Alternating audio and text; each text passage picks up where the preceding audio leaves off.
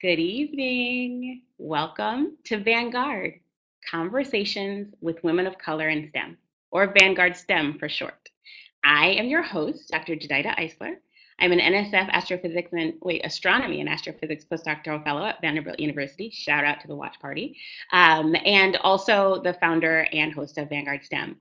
As you know, I'm always excited to have these conversations. They're amazing and incredible, and I feel like all kinds of awesome stuff comes from them. I'm especially excited tonight for a couple of reasons. Number one, because it's our season 3 finale. We made it through another season, y'all. What? Super excited. And also because we have a very, very special guest today. We are beyond over the moon excited. I'm going to tell you about our guest in just a second, but I did want to give you a little context and some housekeeping stuff before we get there. So, for those of you who don't know, or it's your first time watching Vanguard STEM, it's a live online web series. So the whole idea is for us to be in communication with one another and to talk about conversations that promote and build community, especially among emerging and established women of color in STEM.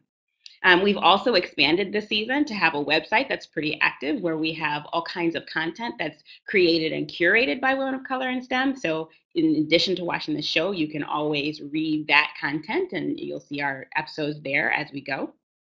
And one of the core principles of Vanguard STEM is to bring community and to shine on women of color in STEM and also non-gender conforming folks who are often overlooked in these discussions. We really want to bring light to them. So when the book, which I'll just tell you about in a second, now turned movie, which is apparently poised to take over Hollywood. I mean, it already has. Hidden Figures came out by author Margot Lee Shetterly. It completely resonated with me and with us here at the Vanguard STEM team. And so we are thanking our lucky stars that the author of Hidden Figures, Margot Lee Shetterly, is here with us tonight, y'all, in the virtual building. Yes! I'm so excited. Here she is. Hi, Margot. Hey, everybody. It's good to have you tonight. Thank you for being here. I love it. This is awesome. I'm so excited to be here. Thank you. Thank you. It's a great platform. Let me give a shout to our platform. This is the Shindig platform for those of you who haven't participated before. And let me just give you a quick orientation. For those of you who were here for our pre-show, you got the inside track on this. But for those of you who are just showing up on time, which is totally fine, there's no judgment that you showed up on time and others showed up ahead. That's fine. The way that it works is that we're sort of radically interactive. So you can participate directly with both Margot and I on the show. And there are two ways you can do that. On the bottom, on the right-hand side of your screen, there's a button that says raise, and there's a little symbol for a hand. That's the raise hand feature. And the other one says ask a question. Ask a question is text-based. It means that when you click that button, you'll type in a question, and that question will appear on the screen for everyone to see. It's the lowest impact way to engage. If you click on the raise your hand function, then you have the opportunity to come on stage and ask a question like where Margot and I am, where we are. So you can come up here in video and ask your question directly. So we're doing radically interactive engagement on this show. So that's how that works. You can also chat with each other in the audience, and you can chat with the group in the chat box. So there are a number of ways to interact, and we really want to see you kicking it, hanging out with us. As you know, the way that we'll do this is I'll open it up, ask some questions, probably not all of the 857 million that I wrote out, just because I said I'd share. I mean, I don't know if I really want to, but I will. I will share. I will share because sharing means caring, and I care about you. So see how that works? But I want to let you know that the show is being recorded, and that anything that happens here stays in this platform except for the recording, which we will publicize. But you can also live tweet using the hashtag VSDoesHF or VanguardSTEM. So you can ask questions in the room, you can ask questions on Twitter, you can live tweet, you can be on Facebook. However you want to engage is fine, but we do want you to engage. That's the whole point of tonight. So that's all the housekeeping. That's all the stuff to get out the way. So, hey, Margot. Hey, how's it going? Oh my goodness. It's going so well. I'm just excited that we can have this conversation. And I'm not only excited about that, I'm excited about your book. I'm excited that your book turned into a movie. I'm excited to hear your thoughts about all of that. So I'm golden. Can I just say, first of all, I want to shout you out for your amazing Vanity Fairs. That is phenomenal. Gorgeous. Listen, I was like, it's so funny because I was there, so I knew that it happened. But then when they sent me the pictures, I was like, wait, I'm supposed to be. Oh, that's me. Yeah, that was you. Fabulous. Congratulations. That was amazing. I appreciate that. I appreciate that. Didn't see that one coming. Caught me a little off guard there, Margot. So big congratulations to you too. And I guess I want to start with just a little bit about who you are, just as a person, as separate from your book. Can you tell us a little bit about your history, what your background is, so we know? So I think I probably took the most circuitous path possible to this project, although at the end of the day, it really made total sense. So I'm from Hampton, Virginia. My dad worked at NASA. He's a now retired research scientist. My mom worked at Hampton University. My dad actually went to Norfolk State University. Behold the green and gold, right? Oh, Yeah. So, and then I went to college and I studied finance. I became an investment banker, and at some point made the transition to internet media. Living in New York. I lived in Mexico for 11 years. My husband and I started an English language magazine. So anyway, it's sort of a really eclectic career, and which kind of eventually brought me full circle. I was home with my husband 6 years ago, and my dad was talking about some of the women that he worked at NASA that he worked with, and my husband was like, wow, these are amazing stories and nobody knows about them. And so it was a chance for me to say, whoa, what do I really know about these women? I'm from here, I've got this direct connection to NASA, but what do I know about this? And that was the beginning of this, really life-changing odyssey to uncover the lives and work of these women, these human computers, who work their careers as professional mathematicians at NASA Langley. That's amazing. And I want, I'm coming for that conversation, but get there, I wanted to ask you just briefly about your circuitous route, because that's one of the themes that we've had repeatedly on the show, that there is no traditional path. There are all kinds of ways to get places, and so I'm wondering if you could talk about how you knew you wanted to switch directions and how you figured out how to do that how you figured out how to do that when the timing was right. That is a good question, because I feel like I've always come to a certain point, whatever it was that I was doing, where it was like, okay, there's something else has to happen. Like I have to make a change, and that happened when I was working on Wall Street. It happened when I was in working in internet media. And I think that, I don't know, I think a lot of it is like a gut check. I think a lot of it is not being afraid to do things that you've never done before. I mean, for better or worse, I think that's one of my core competencies. Curiosity, just to say, what, I'm really interested in doing this and I'm just going to pursue it. So, but I think a lot of it is gut and a certain amount of not being afraid and understanding that you're going to make mistakes and you're going to have to walk backwards a little bit and then move forward again. So that's, and I think it's a great way. I think it's very accepted now to do that in a way that wasn't true, 30 years ago, 40 years ago, 50 years ago, even 10 years ago. You know what I mean? Increasingly, people expect that you will have that sort of career with lots of different stops.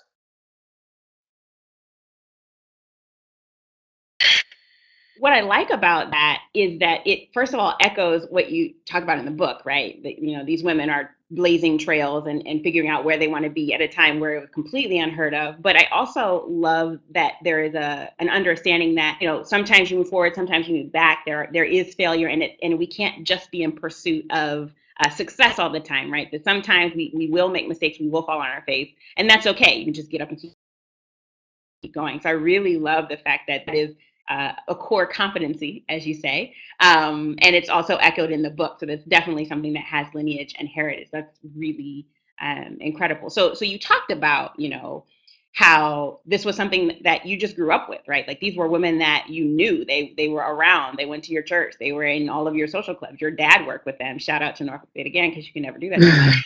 But I'm wondering if you can talk about, you know, maybe it was a conversation with your husband or some point after that when you decided that this was something that needed to be shared with the world. I mean, really, it was sort of taking, you know, there was a moment of looking at this place and these people and these circumstances that I had taken for granted with really fresh eyes and saying, well, this is really interesting. And then also realizing that, like, well, what do I know about this, right? I am the end product of this whole long line of history. But, you know, there was just so much that I didn't know. And I could not stop until I got into the bottom of it, you know. So I just started investigating. And, you know, each step was like, oh my God, there's another amazing connection. Oh my God, there's another amazing connection. Oh my God, Dorothy Vaughan, when, you know, worked as a teacher at the high school that became Brown versus the Board of Education, you know, that was rolled up in that lawsuit, you know. Katherine Johnson was, you know, one of the first 3 Black students to integrate, you know, public graduate schools in West Virginia. It was like one thing after the other, you know. So at every turn, these women's lives were connected to these other things, and that just made it just so much more, you know, significant. So I just, it was just, you know, once I started going, I just, you know, I was just totally hooked by the research. I mean, that's how I felt about reading the book. So it had to be that kind of fun writing it. And so maybe we'll go back into bonus question that Natasha asked about, you know, what you might have left out. I mean, we've got a lot to cover, but since you were talking about how deep the rabbit hole went, is there some particularly awesome story that you couldn't put in that you want people to know about? Yes, here, I'm going to stop. I'm going to close. I see my dog over here. Here, we're going to move him over here. Yeah. Hidden Figures book in the background. So if you don't have it or you don't know what it looks like, it's the light blue one with the red writing that says Figures. Shout out to the back. There. Okay, back. So there was so much. I mean, honestly, if it weren't for the fact that I actually had to produce a book, I would probably still be researching, because I just fell in love with the topic, the women, the work they did. And originally, my idea was to include what I would call a third section of the book. So there was, you know, the first part, which was World War II, Dorothy Vaughan and all of these other women coming to Hampton, and this, you know, all of them were working on this sort of fundamental drag cleanup, is what it's called, of refining airplanes. And, you know, everything was geared toward victory in World War II.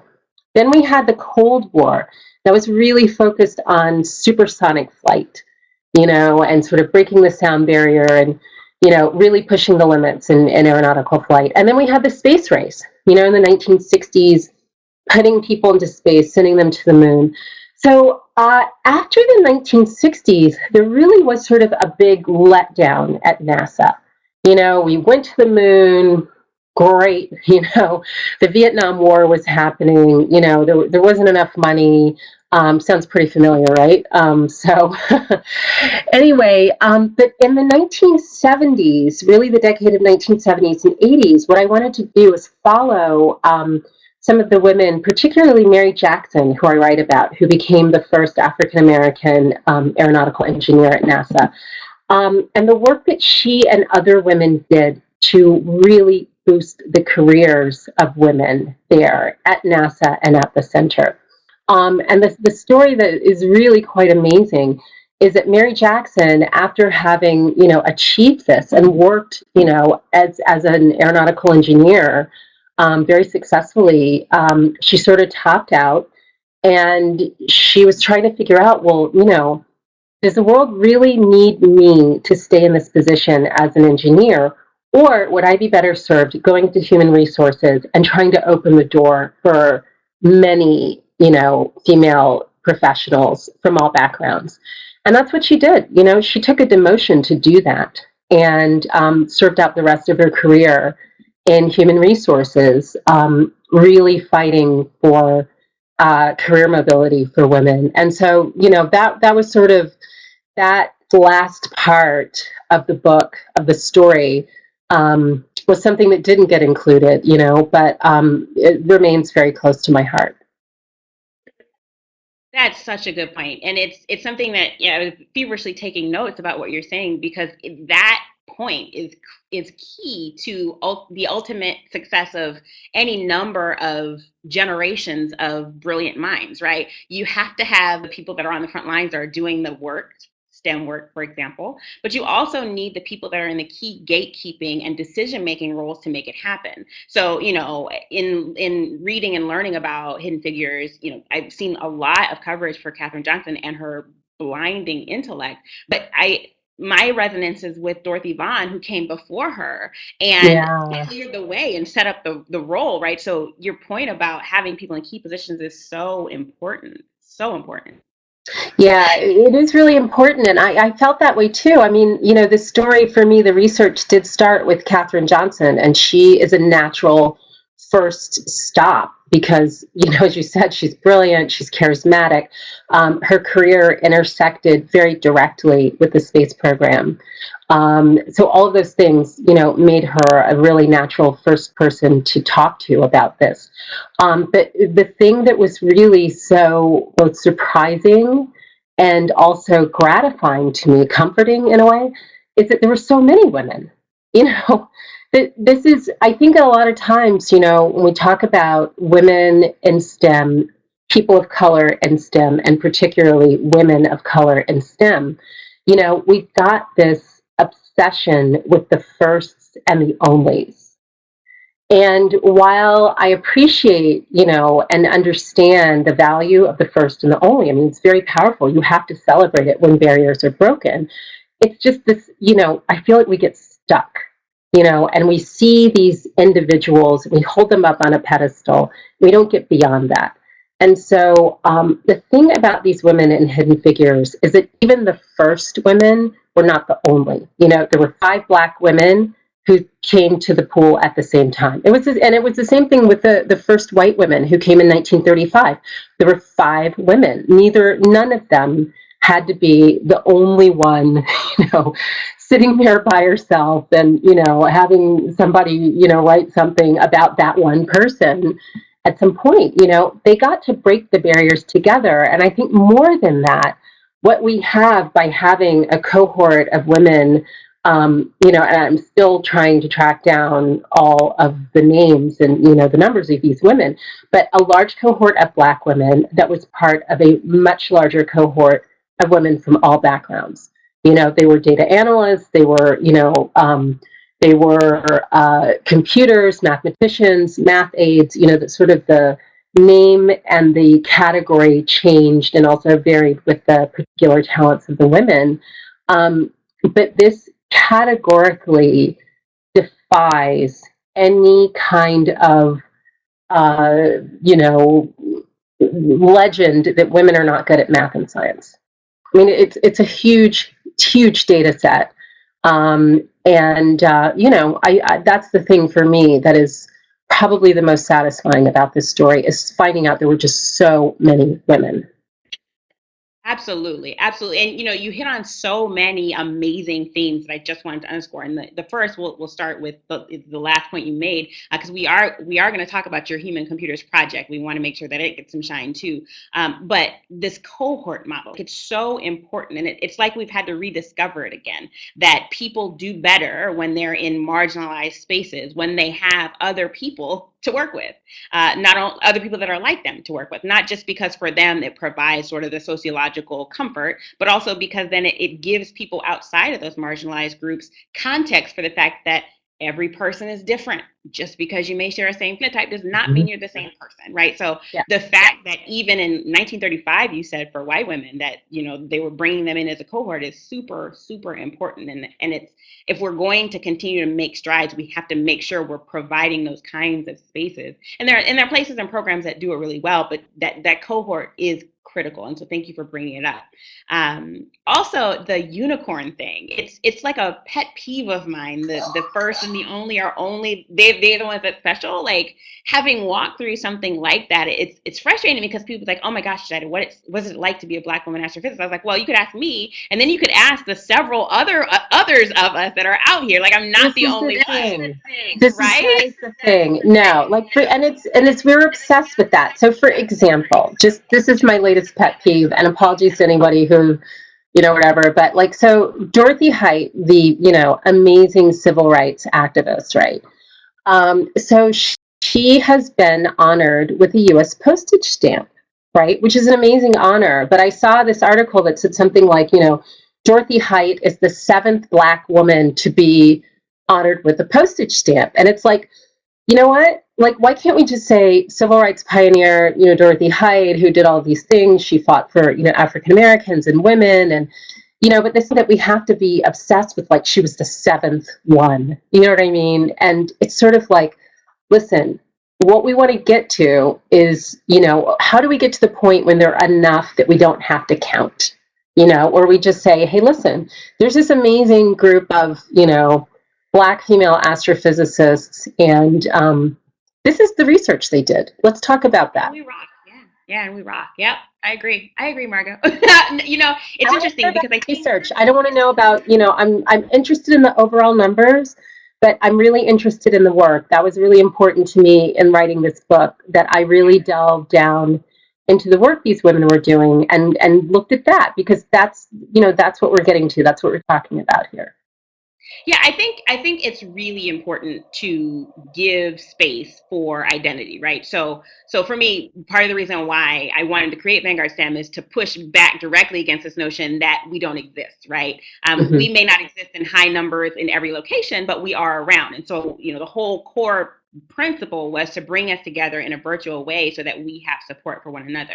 I think there is a place for naming identity, but I think when that becomes the end of the conversation, then we lose, right? Yeah. Because then, like, as you say, you never get to the research. So I was listening to Charlie Bolden, who's the current NASA administrator one time, and he's, you know, going back to first, he's the first Black NASA administrator. And he said one time, he said, you know, I don't want to be the first if there's no second. And that's the thing. That's right? The thing. The notion that, like, there is a push pull between acknowledging what this person had to do to be on the leading edge, but also recognizing that it is not as valuable if you're not also opening the doors for people behind you. Absolutely. Actually, a question come in. It was from before on Twitter, so let me just ask you that. The question was, you mentioned that, you know, you just grew up with these hidden figures, but what advice do you have for people who may not grow up in such a sort of resource, role model rich surrounding? You know, honestly, I think that's a really good question. I was at an event, it was probably a month ago, I can't remember, in Richmond maybe. And you know what somebody said is to me, and, you know, kind of talking about that particular question, was you cannot be afraid to be the only one, right? Which sort of it goes back into this idea of the firsts and onlys, but that, you know, that if you are, you know, the super nerdy, science loving person, and, you know, your people are those people. You know, you can have lots of people, right? You can belong to a lot of groups. And so just because you are maybe the only person of color doesn't mean that you're the only kindred spirit in a particular group, you know. You know, I had the privilege to meet a young Mexican-American woman named Yari Golden Castaño, who is an astronaut. Well, actually, she's not an astronaut. She's one of the finalists, the top 100 people for Mars One. So they are not actually astronauts, because astronauts go out into space or to the planets and they come back. These people are going to be colonists. I mean, they are basically taking the future of humanity very seriously and saying, well, we really need to see what's out there and start, basically turning humanity into a space-faring, space-living species. And so this young woman, who kind of grew up between Mexico and the United States, she always knew that space was what she wanted to do. And everyone around her was sort of like, well, you're not an astronaut. Like, you don't look like somebody who's supposed to go to space. And so she kind of tucked that dream inside of her, and she never lost it. And now she's working in a lab at MIT, and she is, on the finalist list for Mars One. And so I think she's another great example of, even as it is helpful to have role models, and to see people who look like you reflecting what you want to do. Sometimes you do have to say, listen, I am going to be the only one, and that's okay. That's actually a really good segue to what I was going to ask next. And it has to do sort of with the confluence of all these themes we've been talking about. And it is, did you have actual book examples of what you wanted to write, or was this a thing where you were boundary pushing, where it's like, well, there wasn't a book like this, so I'm just going to have to figure out how to put it together? There were books that I really liked. So, for example, I think Laura Hillenbrand, the author of Seabiscuit, she really is like just an amazing narrative nonfiction writer. From the beginning, I knew this had to be a narrative nonfiction book, like not just a history book or a science book, but a book about the people and the sweep of history and the details and how things looked and, how they sounded. Like, I love books like that.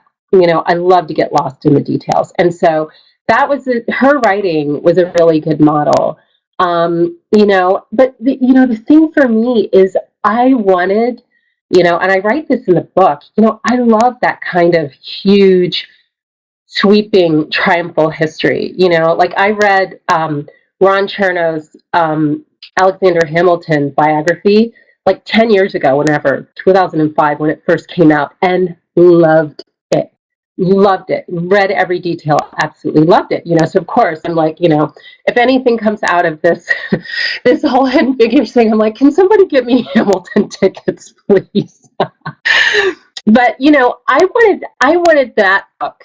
I wanted to see someone who looked like me as the protagonist of that book. I wanted that book. It was a book that I have wanted to read since I learned how to read. And so there were models for it that I really wanted these African-American women, and then scoping back from that, the women to be the ones who drove the narrative. Yes, I think that was Toni Morrison who said, if you see a book that you want to read, then if you don't see the book you want to read, you have to write it. I think that was Toni Morrison. Someone will correct me if I'm wrong. And I have another follow-up question, but I said I wouldn't ask all of my 807 million questions. So let me just throw out to the audience, see if anybody has a burning question that they want to ask, and if they want to ask it in the text box, or if we've got some Twitter questions. So I'm going to give you approximately 7 seconds to come up with a question before I start my next one. And in fact, maybe I'll start my next one until I get a question from the audience put up on the screen. But we talk about that, like you wanted to write the story that you didn't read. Yeah. Was there any point along the process that you got nervous, or you were afraid about, is it going to work? Can I do this? And if so, can you talk to us about how you worked through that? I never had any doubt I was going to finish it. Not ever, not once. Working through the timetables, figuring out exactly how that was going to happen, dealing with the, inevitable pain that comes with it, right? With writing or anything that you kind of have to see from beginning to end. and there's kind of no way around it. Like, you just have to walk straight through, and if it means like staying up until 4 o'clock in the morning for however long to make the deadline, then that's just what it is, right? So I never had any doubt that I would eventually figure out how to do it. Um, but I really didn't know what I was doing. It took a long time. I think future endeavors will be more efficient. But there are things that you can only learn when you do them the hard way. And so I learned quite a bit about writing, about science, about so many things, from interviewing people, from doing this book. Yeah, you know what, Margot, you're speaking my love language, because I asked you if you had fear, and you said your initial response, it was immediate, was I never had any doubt I was going to finish it. And I am speaking particularly to one of my mentees who I know is on the line, about that point, right? That like, we don't necessarily always how to get somewhere, but we know we are going to get there. And I love that that was your unflinching response, because it is how this happens, right? Like, I knew I wanted a PhD in astrophysics, had no idea how to do it, right? I'm not committed to saying that the second endeavor will be more efficient, because I intend never to get another PhD, but I do totally understand that point. And I love that that was sort of the process, that it's about the fact that we're going to get to the conclusion, and we may not know how to get there. So I got two questions up. One is from the Vanderbilt Watch Party. Sam, they want to know, how did you collect the skills necessary to write your first book? Well, I would say, again, I had this really kind of, varied background. So I came to it with, I think, very solid research skills, good writing skills, because, you work in, any kind of media, and basically anything, even in investment banking, you have to communicate well. You have to be a good writer. I had enough, calculus. My dad, really tried super hard to get me to follow in the like pure STEM path of engineering. And, I didn't take that path, but, I definitely did my fair share of calculus and physics, and, had enough understanding of those things to be able to read the research reports, or at least like ask questions. I had a lot of conversations, how people might have known certain things in certain times, what I mean, which was really interesting to me. So it was a lot of just picking things up. Fortunately, I'm also married to a writer, so having someone right in your house who had also written a book, a narrative nonfiction book. My husband Aaron read like every single thing that I wrote, from the very beginning, including all the stuff that was like too horrible. So it's and a lot of it was on the job training, right? Like, nobody knows how to write a book until they've written a book. So that's kind of what happened. I mean, there are things that I would do differently, I suppose, if I had to do them over. But then again, there are things I wouldn't have learned if I'd done them differently. So, this, and I think this path was the path for this story. Yeah, no, I don't think it's changed. I think it happened exactly as it should. So from the very beginning, it's had this feeling of sort of serendipity, and like that. It just feels like the right thing at the right time, and things that I've had an influence on, I've tried to, and then a lot of it is just feels like the spirit of these women and the story. It's just opening doors. Yeah, and that's Margot, I'm gonna stop saying you're preaching.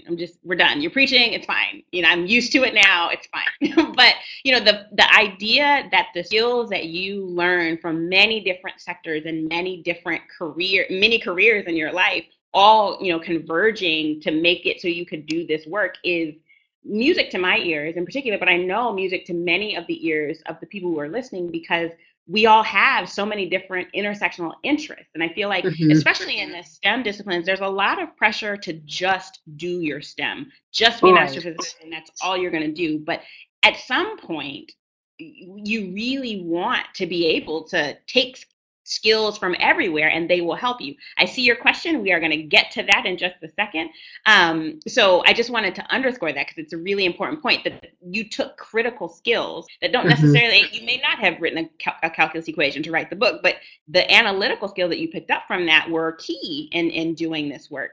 Yeah. While we're deep into the book, before we get to the characters question, there was a pre-show question about your favorite chapter in the book, which I feel like we have to talk about now. You know, gosh, that is such a hard. That is really hard. I mean, I cannot pick one favorite chapter. But there were so many. I would say, if I had to say maybe one full chapter that I really loved writing, and really, when I wrote it, it felt like, oh, wow.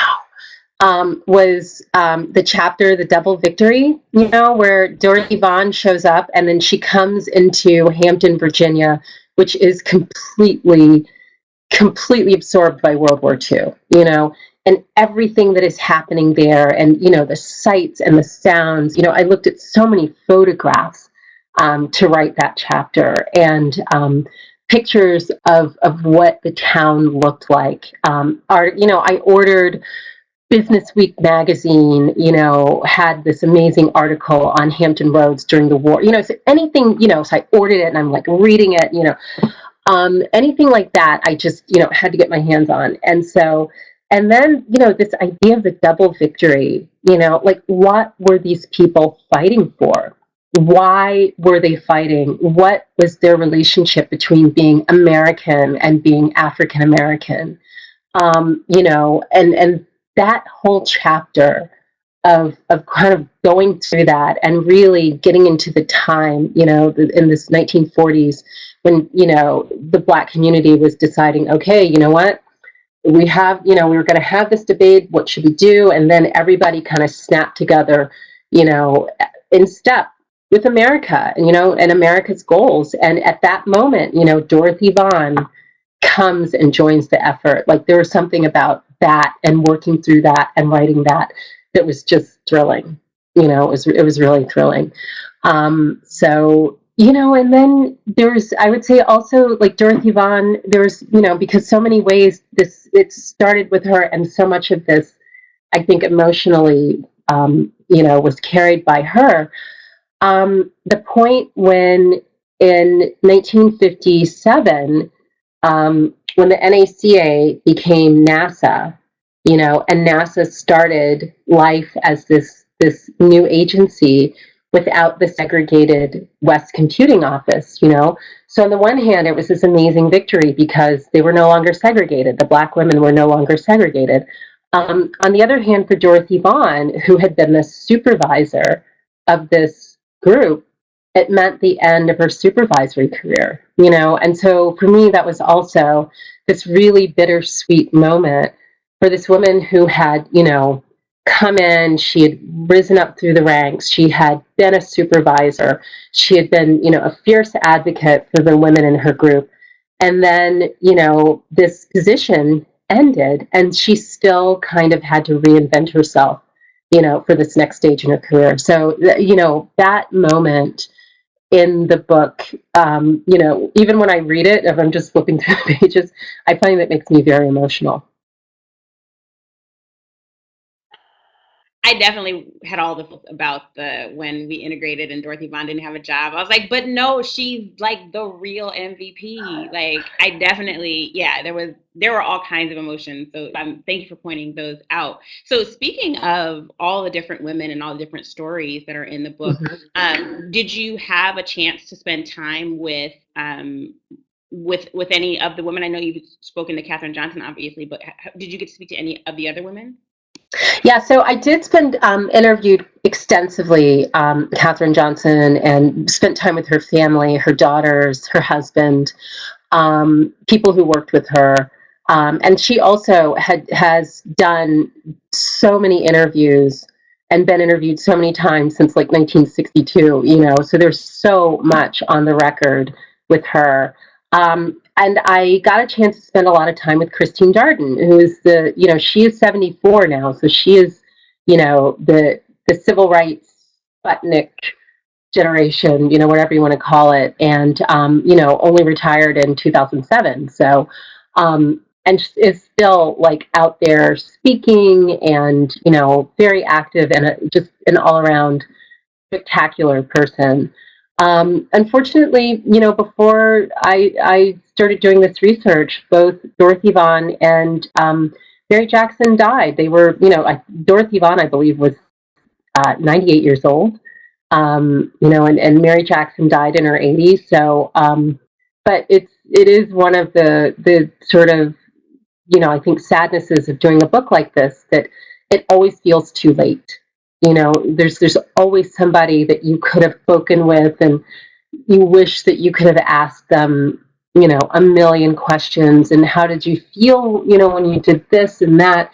And, instead you have to rely on, whatever interviews that do exist, in the case there, NASA has been very good about cataloging and collecting oral histories of the people who worked there.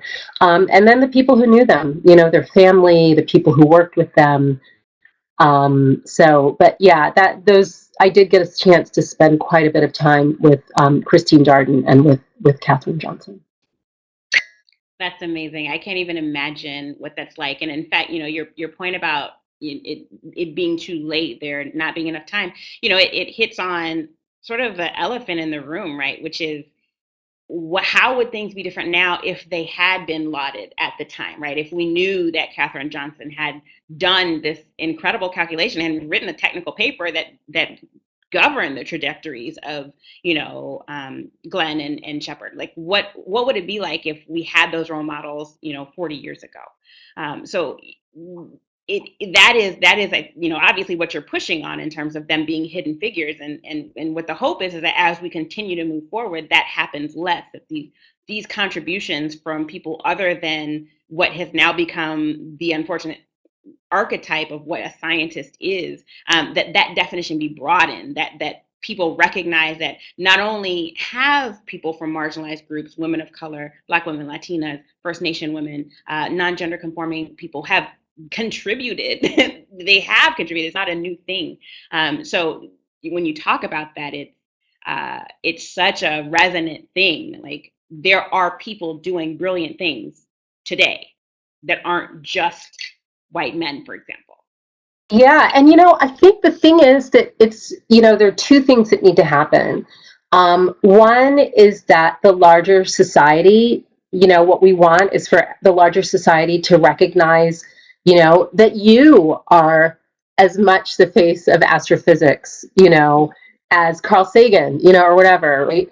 But I think, honestly, I really believe the harder work has to do with the people in these groups. I think that, like, we have to say, African Americans, well, we're scientists too. Like, this is, like, to expect to see that and look for that, to say that, hey, women are making strides in the sciences. We want to do more, but they're there. So let's expect to see them. Let's like change our idea so that when we actually go out there, we're not looking past people who are already practicing in these fields, and that we are sort of incorporating, allowing people to have multiple identities, with no conflict. That it's like you can be Black, female, and a scientist, and it's one person, not three people, and that's cool, So I think, I mean, I wouldn't know, but if I did, I would say it was awesome. So I think there's a lot to do, and I think that this group of women, this very large and longitudinally successful group of women, can really do a lot to help both of those causes. Yeah. Let's talk about the transition of your book from book to movie. Did you see that coming? How does that feel? It's kind of an out of body experience. I mean, I am now 3 days away 4 days away, 3 days away. Saturday is the premiere in New York. And, so I'm kind of doing all of my regular work that has to do with, with the book and with this, whatever, kind of at the computer and, this kind of thing. And, and then there's this whole Cinderella thing happening, right? So it's really exciting. The book actually was optioned for film. I should say the book proposal was optioned, right? So before there was a book, it was actually optioned to become a film. So for a good chunk of the time that I was actually writing the book, like really doing the sort of taking the research and pulling it together as a book, there was this like movie creature sitting on my shoulder, like threatening to go much faster than the book. So it's been amazing. It's like a dream come true, but to have your first book published and then to have it made into a movie, it's just beyond anything I could ever have expected. But what it does mean is that the platform for these women and for this history is so much bigger than I could have imagined. And there are so many more people pushing it, and there are so many more people talking about it and encouraging people to seize energy from it and inspiration from it that it's like it has a life of its own, which it exists in this world beyond me and even beyond the book, and I'm thrilled about it. We are too, but it is true that everyone that watches movies should also buy the book. I'm just saying, buy the book, y'all. Yeah. Get the story behind the story. Read the book before you go to the movie. Yes, absolutely. But it's been amazing. It's been great. And there was a premiere in Hampton. Unfortunately, I wasn't able to attend, but like my parents were there, and Katherine Johnson and her family were there, and the people in Hampton Roads are going insane, which is great. And people loved the movie and felt like that it did justice to the stories, the women, and and the community. Those times, that it really, the details kind of were honoring all of those things, and I couldn't be happier. I've seen it, and I think it's great. Wonderful. One of the questions was, how did it feel? Does it feel unreal? But I think you've done a good job covering that. Thanks for the question, Corey. Yes, it does feel unreal, completely. I can't even imagine. But we expect to see you there being a bestseller and a produced book turned movie person. That's what we expect from you, Margot. So no pressure. The question came up about, and you sort of touched on it just then, about Hampton Roads, right? And so I grew up in Virginia Beach, so I definitely claim the 757. But the question was, is there an outpouring of interest in Hampton Roads, right? Do you know of any, plans or things that are coming up specifically for Hidden Figures because they were in Hampton? Yeah, I mean, the thing is, there is no audience like the hometown audience. And I have to give huge shout out to everybody in Hampton Roads. I mean, everyone from, the NASA people, the colleges there, I've spoken at Norfolk State, exactly. The Hampton History Museum has been amazing. The Greek letter organizations, for example, the AKs are planning to go in group to see the movie on January 6th.